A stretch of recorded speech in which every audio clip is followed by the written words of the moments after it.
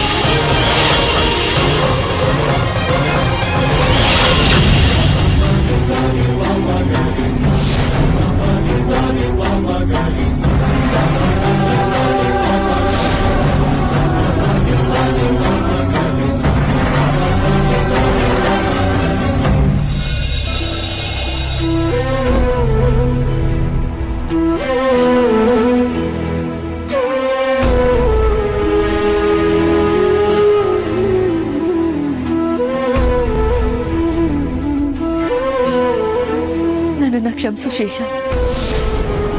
ನನಗೀಗ ನನ್ನ ಅರ್ಜುನ್ ಅವರ ಪ್ರಾಣನೇ ಮುಖ್ಯ. ಈ ವಿಷಯದಲ್ಲಿ ನಾನು ರಾಜಿ ಆಗೋ ಮಾತೇ ಇಲ್ಲ. ಕ್ಷಮೆ ಕೇಳಬೇಕಾಗಿರೋದು ನೀನಲ್ಲ ಅಮೃತ, ನಾನು. ನಿನ್ನ ಜವಾಬ್ದಾರಿಗಳನ್ನು ಅರ್ಥ ಮಾಡ್ಕೊಳ್ದೆ ನೀನು ನಾಗಕುಲಕ್ಕೆ ಮಾತ್ರ ಸೇರಿದವಳು ಅನ್ಕೊಂಡು ನೀನು ಹಾಗೆ ನಡ್ಕೋಬೇಕು, ನೀನು ಹೀಗೆ ನಡ್ಕೋಬೇಕು ಅಂತ ದೊಡ್ಡ ಅವಾಂತರ ಮಾಡಿದೆ. ನೀನು ಒಂದು ಮನೆ ಸೊಸೆ, ಹಾಗೆ ಒಬ್ಬರ ಹೆಂಡತಿ ಅನ್ನೋದನ್ನ ನಾನು ಮರ್ತು ಹೋಗಿದ್ದೆ. ಶೇಷ, ಅರ್ಜುನ್ ಅವ್ರಿಗೆ ಒಂದು ಸಣ್ಣ ಗಾಯ ಅಲ್ಲ, ಅವರಿಗೆ ಅವರ ಮನಸ್ಸಿಗೆ ಒಂದು ಚಿಕ್ಕ ಗಾಯ ಆದ್ರೂ ಅದು ನನಗೆ ಆಗೋಯ್ತನೋ ಅಂತ ಅನ್ಸುತ್ತೆ. ನೋಡು ಶೇಷ, ಇನ್ನು ನೀನು ಇಲ್ಲಿರೋದು ಬೇಡ. ನನ್ನ ಕರ್ತವ್ಯನ ಮುಗಿಸಿ ನಾಗಮಣಿನ ಮತ್ತೆ ನನ್ನ ವಶಕ್ಕೆ ಪಡ್ಕೊಂಡು ನನ್ನ ತಂದೆ ತಾಯಿನ ಉಳಿಸ್ಕೋತೀನಿ. ಈ ವಿಷಯದಲ್ಲಿ ನನಗೆ ನಿನ್ನಿಂದ ಸಹಾಯ ಬೇಕು ಅಂದರೆ ನಾನು ನಿನ್ನನ್ನು ಕರೆಸ್ಕೋತೀನಿ. ಸರಿ. ಇನ್ನು ನೀನು ಮನೆಗೆ ಹೋಗು.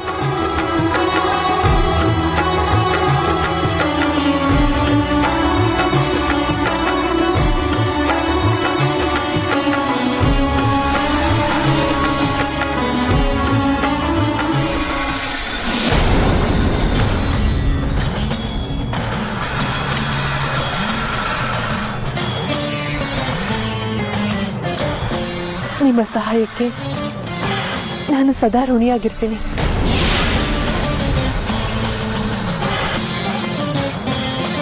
ನೀವಿನ್ನು ಇಲ್ಲಿಂದ ಹೊರಡ್ಬೋದು.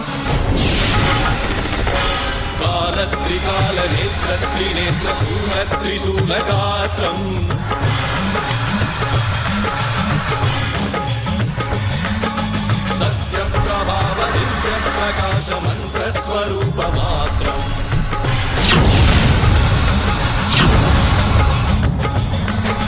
निष्प्रपञ्चादि निष्कलङ्कोऽहं निजमूलबोधहं प्रत्यगात्माहं नित्यब्रह्मोऽहं स्वप्रकाशोऽहम् सच्चित्प्रमाणं ओमो मूलप्रमेयमो अयं ब्रह्मास्मि अहं ब्रह्मास्मि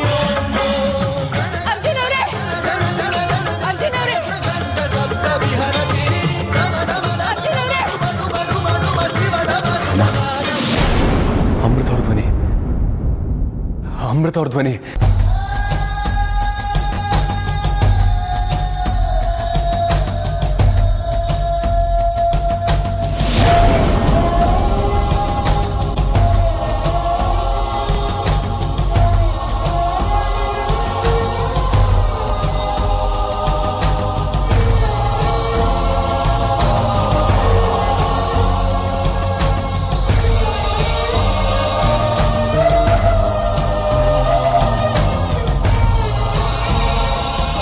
ಅಮೃತ, ನಿನ್ನಲ್ಲಿ ಅದು ಯಾವ ಶಕ್ತಿ ಅಡಗಿದೆಯೋ ಏನೋ, ನನ್ನ ಮಾಂಗಲ್ಯ ಭಾಗ್ಯನ ಉಳಿಸ್ಕೊಟ್ಬಿಟ್ಟಿಯಮ್ಮ.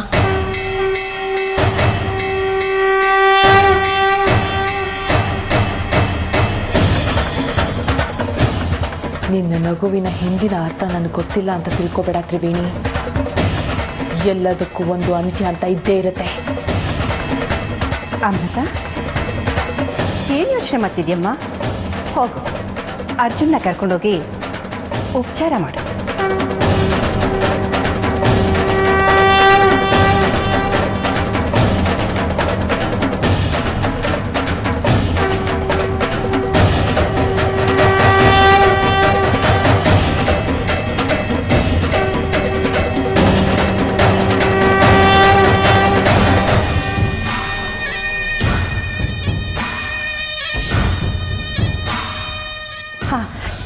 ಇನ್ಯಾರು ಭಯ ಪಡಬೇಕಾಗಿಲ್ಲ. ಅಮೃತ ಅರ್ಜುನ್ನ ಕಾಪಾಡ್ಕೊತಾಳೆ. ಆಂಟಿ, ನಾನು ಹೇಳೋದು ಮರ್ತೆ, ನಾಳೆ ಬೆಳಿಗ್ಗೆ ನಾನು ಸಿಂಗಪೂರ್ ಹೋಗ್ತಾ ಇದ್ದೀನಿ. ಅರೆ, ಏನಮ್ಮ ಇದಕ್ಕಿದ್ದ ಹಾಗೆ? ಡ್ಯಾಡ್ ಕಾಲ್ ಮಾಡಿದ್ರು ಆಂಟಿ. ಅಲ್ಲ, ನಾಳೆ ನಾಗರ ಪಂಚಮಿ, ಎಲ್ಲರೂ ಒಟ್ಟಿಗೆ ಸೇರಿ ಸಂತೋಷದಿಂದ ಆಚರಣೆ ಮಾಡೋಣ. ಬೇಕಿದ್ರೆ ಆಮೇಲೆ ಹೋಗು, ನೋಡೋಣ. ಇಲ್ಲ ಆಂಟಿ, ತುಂಬ ಇಂಪಾರ್ಟೆಂಟ್ ಮೀಟಿಂಗ್, ಅದು ನಾಳೆ ಸಂಜೆನೇ ಫಿಕ್ಸ್ ಆಗಿದೆ. ಡ್ಯಾಡ್ ಬೇರೆ ಸ್ಟೇಟ್ಸಲ್ಲಿದ್ದಾರೆ. ಅವ್ರ ಪರವಾಗಿ ನಾನು ಅಟೆಂಡ್ ಮಾಡಲೇಬೇಕು. ಪ್ಲೀಸ್ ಆಂಟಿ, ಇಲ್ಲೇ ಇರು ಅಂತ ಬಲವಂತ ಮಾಡಬೇಡಿ. ಮೀನಾಕ್ಷಿ ಇಷ್ಟೊಂದು ಹೇಳ್ತಿದ್ದಾಳೆ ಅಂತಂದರೆ ತುಂಬ ಇಂಪಾರ್ಟೆಂಟ್ ಮೀಟಿಂಗೇ ಇರಬಹುದು ಬಿಡು. ನೀನು ಸಂತೋಷವಾಗಿ ಹೋಗಮ್ಮ. ಆದರೆ ಮೀಟಿಂಗ್ ಮುಗಿದ ತಕ್ಷಣ ನಿಮ್ಮ ಮನೆಗೆ ಹೋಗದೆ ಇಲ್ಲಿಗೆ ಬರಬೇಕು, ಆಯ್ತಾ? Sure uncle.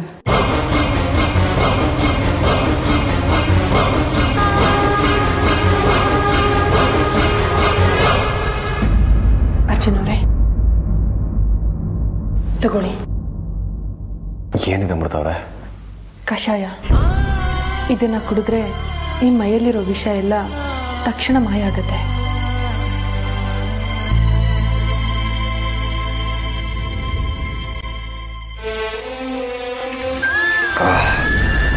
ಏನಿದೆ ಇಷ್ಟೊಂದು ಕಹಿ ಇದೆ? ಸತ್ಯಗಳು ಹೇಗೆ ಕಹಿಯಾಗಿರುತ್ತೋ ಹಾಗೆ ಜೀವ ಉಳಿಸೋ ಔಷಧಿಗಳು ಕಹಿಯಾಗಿರುತ್ತೆ. ಅಲ್ವಾ ಅರ್ಜುನ್ ಅವರೇ?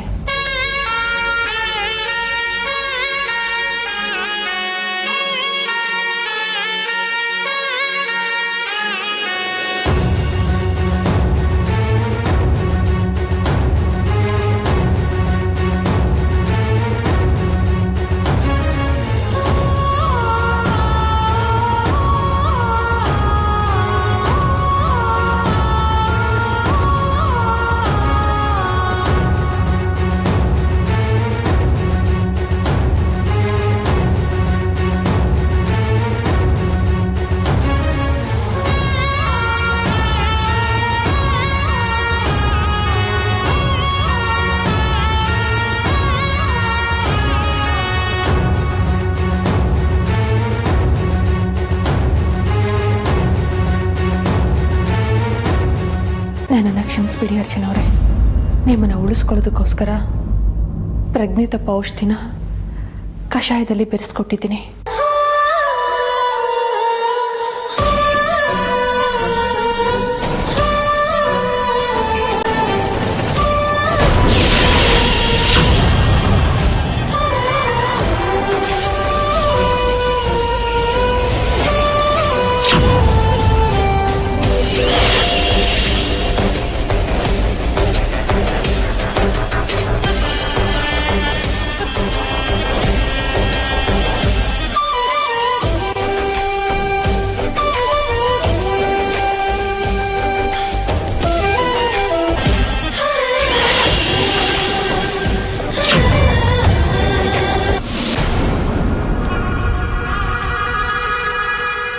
ಅಮೃತ, ಏನಾಯ್ತು? ಅರ್ಜುನ್ ಅವ್ರ ಮೈಯಲ್ಲಿದ್ದ ವಿಷನ ಎಲ್ಲ ತೆಗ್ದೆ. ಅವರೀಗ ನೆಮ್ಮದಿಯಾಗಿ ನಿದ್ದೆ ಮಾಡ್ತಿದ್ದಾರೆ. ನಾಳೆ ಏನಿದೆ ಅಂತ ಗೊತ್ತಿದೆ ತಾನೇ? ಏನು? ನಾಳೆ ನಾಗರ ಪಂಚಮಿ ಅಲ್ವಾ? ನಾಳೆ ನಿನಗೆ ತುಂಬಾ ಮುಖ್ಯವಾದ ದಿನ ಅಮೃತ. ನಾವು ನಮ್ಮ ನಾಗಲೋಕದಲ್ಲಿದ್ದಿದ್ರೆ ಅದರ ಸಂಭ್ರಮ ಸಡಗರನೇ ಬೇರಿರ್ತಿತ್ತು ಅಲ್ವಾ? ನಾಳೆ ನೀನು ಮನುಷ್ಯರು ನೀಡುವ ನೈವೇದ್ಯನ ಸ್ವೀಕರಿಸಲೇಬೇಕು. ಯಾಕೆಂದ್ರೆ ನೀನು ಈ ಮನೆ ಸೊಸೆ. ನಿನ್ನ ಸ್ಥಾನದಲ್ಲಿ ಬೇರೆ ನಾಗಗಳು ಬಂದು ಈ ಮನೆಯವ್ರು ನೀಡೋ ಪ್ರಸಾದನಾಗ್ಲಿ ನೈವೇದ್ಯನಾಗ್ಲಿ ಸ್ವೀಕರಿಸೋ ಹಾಗಿಲ್ಲ. ಅದು ನಾಗಲೋಕದ ನಿಯಮ, ಗೊತ್ತಿದೆ ಅಲ್ವಾ? ನೀನು ಹೇಗೆ ಸ್ವೀಕಾರ ಮಾಡ್ತೀಯ ಅಮೃತ? ಯಾರನ್ನ ನಂಬಿದ್ರು ಆ ತ್ರಿವೇಣಿನ ನಂಬೋದಿಕ್ಕಾಗಲ್ಲ ನಾವು. ನಿನ್ನ ಮೇಲೆ ಅವಳಿಗೆ ಮೊದಲೇ ಗುಮಾನಿ ಇದೆ. ನಾಗರ ಪಂಚಮಿ ನೆಪ ಇಟ್ಕೊಂಡು ಆ ದುಷ್ಟ ಭೈರವನ್ ಜೊತೆ ಸೇರ್ಕೊಂಡು ನಿನ್ನ ನಿಜ ರೂಪನ ಬಯಲು ಮಾಡೋ ಪ್ರಯತ್ನ ಮಾಡ್ಬೋದವಳು. ಆ ಅನುಮಾನ ನನ್ಗೆ ಬಲವಾಗಿದೆ. ಇನ್ ಮುಂದೆ ನೀನು ಒಂಟಿಯಾಗೆ ಹೋರಾಡ್ಬೇಕು ನೀನು. ಅಷ್ಟೇ ಅಲ್ಲ, ನಾಳೆ ನೀನು ನಿನ್ನ ಪೊರೆನ ಕಳಿಸ್ಲೇಬೇಕು. ನಿನ್ ಪೊರೆನ ಕಳಿಸ್ಲಿಲ್ಲ ಅಂದ್ರೆ ಶಾಶ್ವತವಾಗಿ ನಾಗಿಣಿಯಾಗೆ ಉಳ್ದು ಹೋಗ್ತೀಯ. ಇದನ್ನೆಲ್ಲ ನೀನೊಬ್ಳೆ ಹೇಗ್ ನಿಭಾಯಿಸ್ತೀಯ ಅಮೃತ? ನನಗೆ ತುಂಬಾ ಆತಂಕ ಆಗ್ತಾ ಇದೆ. ನೀನ್ ಇಲ್ದೇ ಇರೋದು ಒಳ್ಳೇದಾಯ್ತು ಶೇಷ. ಇಲ್ಲ ಅಂದ್ರೆ ನಿನಗೂ ಅದೇ ಸ್ಥಿತಿ ಬರ್ತಾ ಇತ್ತು. ನೈವೇದ್ಯ ಸ್ವೀಕಾರ ಮಾಡೋದು, ಹೊರೆ ಕಳ್ಸೋದು, ಇದು ನನ್ನ ಜೀವನದ ದೊಡ್ಡ ಸವಾಲುಗಳು. ಇದನ್ನೆಲ್ಲ ಮಾಡೋದಕ್ಕೆ ನನ್ನ ಪರಮೇಶ್ವರ ನನಗೆ ಸಹಾಯ ಮಾಡ್ತಾನೆ ಅನ್ನೋ ನಂಬಿಕೆ ಇದೆ. ಆ ನಂಬಿಕೆನೇ ನಾನಿದ್ದೀನಿ. ಯಾರು ಯಾವುದೇ ಸವಾಲನ್ನ ಒಡ್ಲಿ ಅದನ್ನ ನಾನು ಎದುರಿಸ್ತೀನಿ.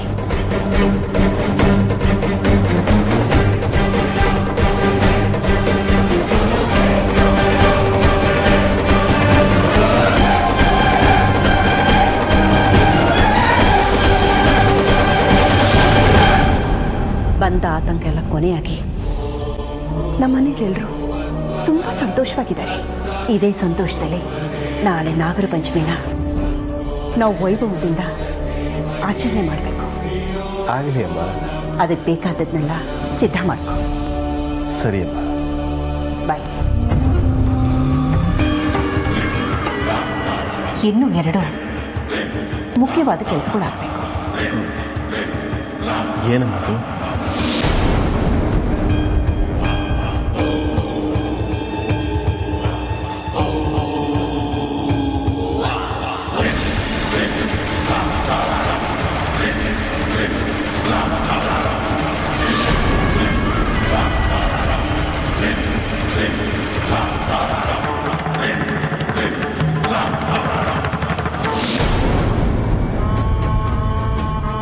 ನಾಳೆ ನಾಗಪಂಚಮಿ ನಾಗಪಂಚಮಿ ಆ ನಾಗಿನಿ ಪಾಲಿಗೆ ಅದು ಕೊನೆ ಪಂಚಮಿ ಆಗಬೇಕು. ಆಗುತ್ತೆ ಆಗುತ್ತೆ ಆಗುತ್ತೆ. ಈ ತ್ರಿವೇಣಿ ಬೀಸೋ ಸಂಚಿನ ಬಲೆಗೆ ಆ ನಾಗಿನ ಸಲಿಗೆ ವಿಲ ವಿಲ ಅಂತ ಒದ್ದಾಡಿ ಪ್ರಾಣ ಬಿಡಬೇಕು.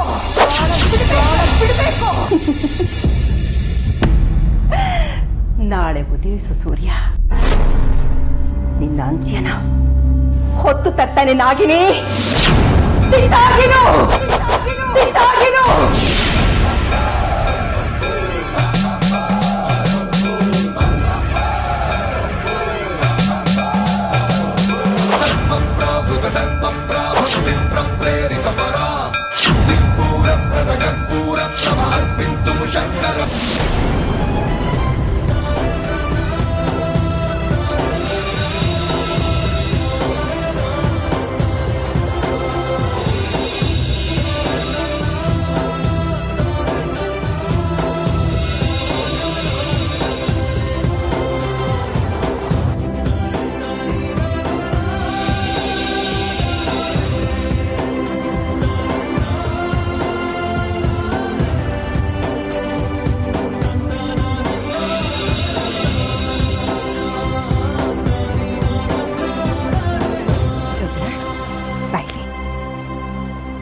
ಅಲ್ಲ, ಈ ಮನೆ ನಿನ್ನ ಜ್ಞಾಪಕ ಇದೆಯಾ?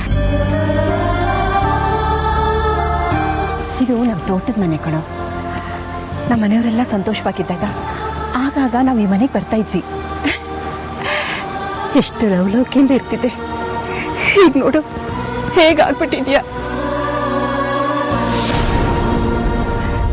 ನಿನ್ನ ನೋಡ್ತಾ ಇದ್ರೆ ನನ್ನ ಹೊಟ್ಟೆ ಹುರಿಯುತ್ತೆ ಕಣೋ. ಅತ್ತೆಮ್ಮ, ನಮ್ಮ ರುದ್ರ ಈಗ ಮಂಕು ಅನ್ನೋ ಕತ್ಲಲ್ಲಿದ್ದಾನೆ. ನೋಡ್ತಾ ಇರಿ ಎಷ್ಟು ಬೇಗ ಬೆಳಕಿನ ಕಡೆ ಬರ್ತಾನೆ ಅಂತ.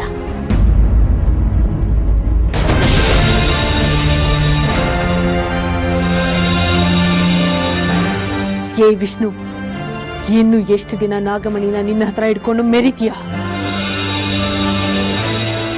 ಆದಷ್ಟು ಬೇಗ ನಮ್ಮ ನಾಗಮಣಿ ನಮ್ಮ ವಶಕ್ಕೆ ಬರುತ್ತೆ. ತೋಟದ ಮನೆಗೆ ಬಂದು ಎಷ್ಟು ವರ್ಷ ಆಗೋಯ್ತಲ್ಲ ಹೇಮ? ನಮ್ದೇ ಮನೆ.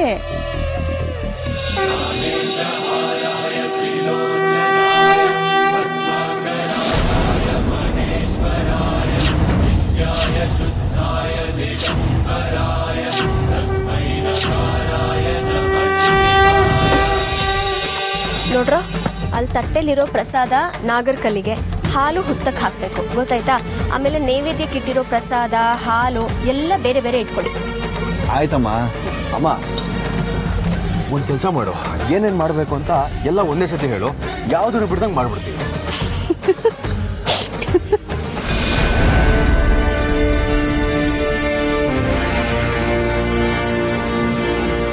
ಯಾಕಮ್ಮ ಹಾಗ್ನಾಗ್ತಾ ಇದೆಯಾ?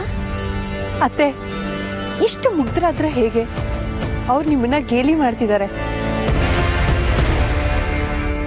ಮಾಡ್ಲಿ ಬಿಡಮ್ಮ, ಅವನಲ್ದೆ ಇನ್ಯಾರು ಮಾಡಕ್ಕಾಗತ್ತೆ ಹೇಳು? ಅವನು ಏನೇ ಹೇಳಿದ್ರು ಅದ್ರ ಹಿಂದೆ ಏನ್ ಅರ್ಥ ಇರತ್ತೆ ಅನ್ನೋದು ನನಗೆ ಚೆನ್ನಾಗಿ ಗೊತ್ತಾಗ್ತಾ ಇರತ್ತೆ. ಯಾಕೆಂದ್ರೆ ಅವನು ನಾನ್ ಹೆತ್ ಮಗ. ಅಮೃತ ಅವ್ರೆ, ನನ್ನ ಮನಸ್ಸಲ್ಲಿ ಏನಿದೆ ಅಂತ ಯಾರಿಗೆ ಗೊತ್ತಾಗುತ್ತೋ ಬಿಡುತ್ತೋ, ನಿಮಗಂತೂ ಫಸ್ಟ್ ಗೊತ್ತಾಗ್ಬಿಡುತ್ತಲ್ಲ. ನಿನ್ನ ಮನ್ಸೇನು ಅಂತ ಇವಳಿಗೆ ಚೆನ್ನಾಗಿ ಗೊತ್ತಿದೆ. ಆದ್ರೆ ಇವಳ ಮನಸ್ಸು, ಇವಳ ಶಕ್ತಿ ಏನು ಅಂತ ನಿನಗೆ ಗೊತ್ತಿಲ್ಲ.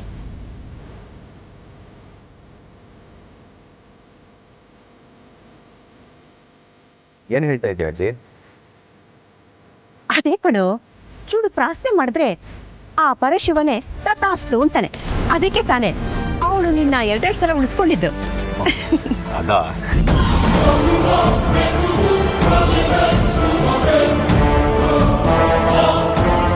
ಇವತ್ತು ನಿನ್ನ ಕತೆ ಮುಗೀತು ನಾಗಿನಿ.